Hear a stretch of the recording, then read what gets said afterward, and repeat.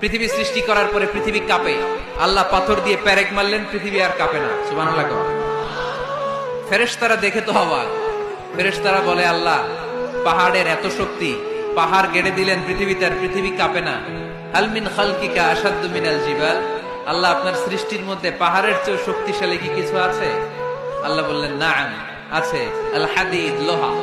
লোহা পাহাড়ের চেয়ে শক্তিশালী, কারণ লোহা পাহাড়ে মারলে পাহাড় ভেঙে যায়, ঠিক কিনা?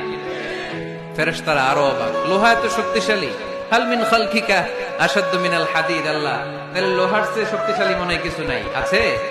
আল্লাহ বললেন, নাআম, আছে। আন্নার, আগুন, কারণ আগুনের মধ্যে লোহা ফেলে দিলে লোহা গলে যায়, ঠিক কিনা? ফেরেশতারা তো আরো অবাক। ফেরেশতারা বলে, তাই নাকি? আগুন এত শক্তিশালী, তো হাল মিন খালকিকা আশাদ্দু মিনান নার, আল্লাহ আপনার সৃষ্টিতে আগুনের চেয়ে শক্তিশালী কিছু আছে? আল্লাহ বলে, আছে। আলমা, পানি, কারণ আগুনের মধ্যে পানি ঢাললে আগুন পাওয়া যায়।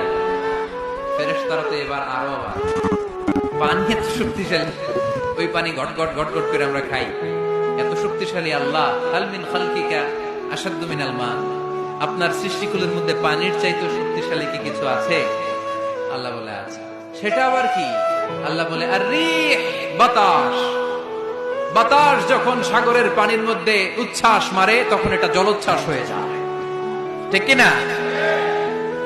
বাতাসের ধাক্কায় পানি জলোচ্ছ্বাস হয়ে এক জায়গা থেকে আরেক জায়গায় যায়।